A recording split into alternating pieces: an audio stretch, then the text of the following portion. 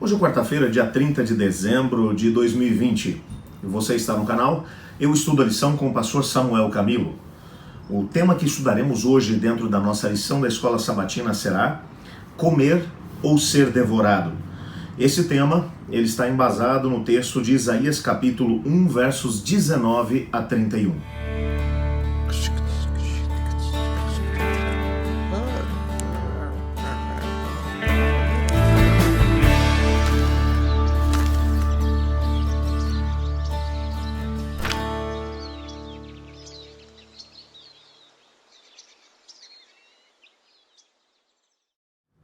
O texto que serve como base para a nossa discussão hoje é Isaías capítulo 1, especificamente os versos 19 e 20, que vão dizer o seguinte: Se vocês estiverem dispostos a obedecer, comerão os melhores frutos dessa terra. Mas se resistirem e se rebelarem, serão devorados pela espada, pois o Senhor é quem fala. Esse texto ele precisa ser compreendido dentro de um contexto. O Senhor Deus aqui está dizendo duas coisas. Ele disse, olha, vocês têm liberdade de escolha, vocês têm livre-arbítrio, então vocês podem escolher. Opção número 1, se vocês estiverem dispostos a obedecer, comerão os melhores frutos dessa terra. Essa ideia ela está intimamente relacionada à questão das bênçãos e das maldições da aliança. Lá em Deuteronômio, no capítulo 30, quando Moisés mencionou que se o povo fosse fiel a Deus, jamais haveria qualquer tipo de seca sobre a terra, não haveriam pragas que viessem sobre as lavouras, que as crias dos animais sempre teriam a possibilidade de se reproduzir muito e os rebanhos cresceriam, que em cada estação do ano eles teriam a possibilidade de receber as bênçãos de cada uma delas, de que o Senhor sempre estaria com eles, haveria fartura.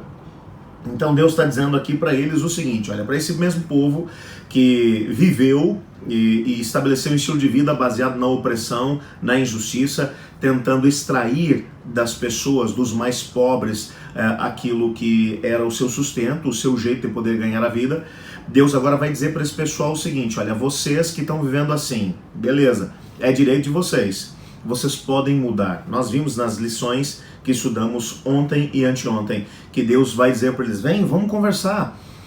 Eu sei que o coração de vocês está vermelho como a escarlata, mas se vocês vierem conversar comigo, eu posso transformar esse coração cheio de sangue, e sangue que eles haviam derramado, cheio de culpa de sangue, num coração branco, purificado, sem mácula, sem defeito.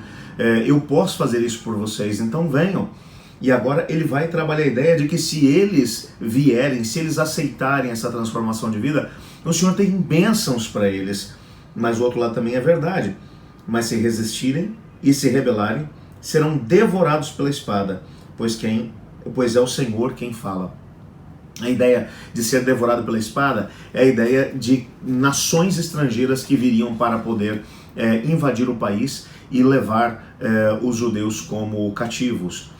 Mais para frente um pouquinho, ele já vai mencionar quem é esse pessoal que o Senhor Deus está levantando para poder vir e conseguir levá-los para o cativeiro. Ele vai mencionar explicitamente a Babilônia, por nome, como sendo a vara da disciplina que Deus está colocando sobre o seu povo. Mas esse texto, só para você poder ter aqui a certeza, esse texto tem que ser compreendido dentro do seu contexto.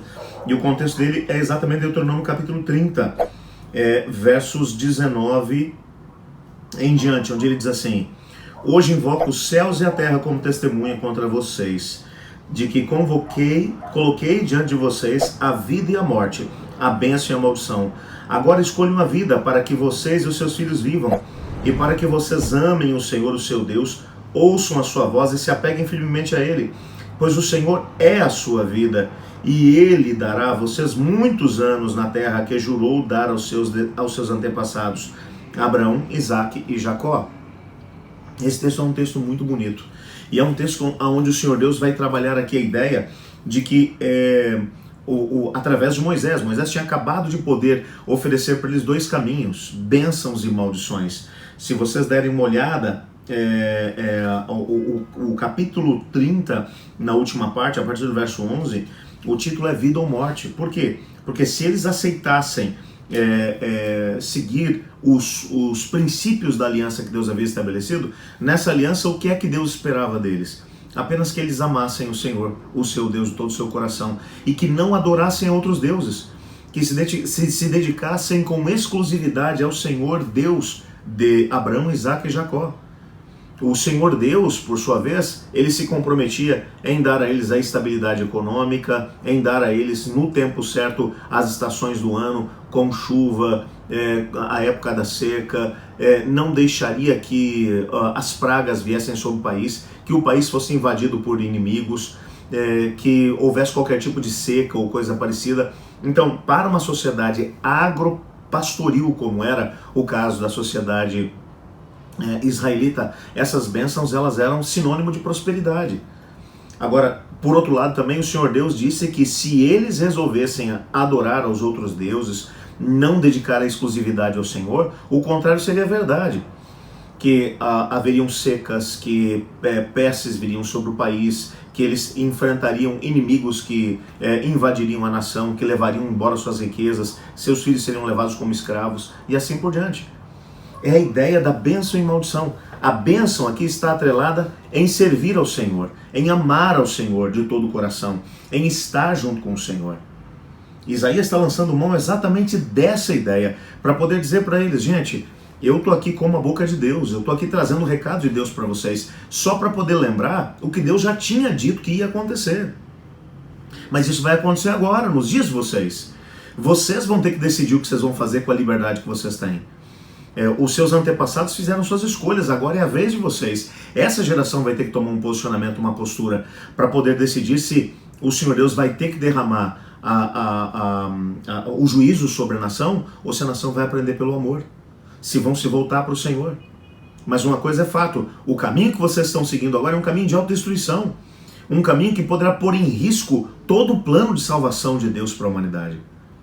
E Deus não vai permitir que isso aconteça. Antes que vocês entrem por um caminho, que vocês cheguem num ponto do caminho que não tenha mais volta, o Senhor prefere levar vocês para o cativeiro. É isso que Deus está dizendo. Mas vocês são livres, escolham, portanto, a vida. Isso é como se você estivesse fazendo uma prova de múltipla escolha. E pensa, por exemplo, no Enem. Mas o indivíduo que está lá, o coordenador da sala, onde você está, ele vai e olha para vocês e diz assim, bom, vocês têm aí apenas uma pergunta que vocês têm que responder. Essa pergunta vai determinar o futuro de vocês. Vocês podem acertar tudo ou errar tudo, porque você só tem uma opção, é só uma pergunta. Aí a pergunta é a seguinte, como é que vocês podem conseguir alcançar felicidade e prosperidade na vida? E aí tem duas opções de resposta. Resposta 1, afastar-se do Senhor, estar em rebelião, sinônimo de morte. Resposta número 2, entregar-se ao Senhor, amá-lo de todo o coração, isso significa vida. E aí imagina que ainda por cima o instrutor diga assim, ó, eu estou aqui para poder coordenar a prova, mas vou dizer para vocês assim, ó, escolham a vida para que vocês vivam, escolham a vida. Pois é exatamente isso que Deus está dizendo. Deus está dizendo, hoje coloco diante de vocês vida, morte, bênção e maldição. Escolham, portanto, a vida para que vocês vivam, vocês e seus filhos. Você repara que o pecado e ao mesmo tempo a destruição dos pecadores é um negócio que não faz sentido nenhum.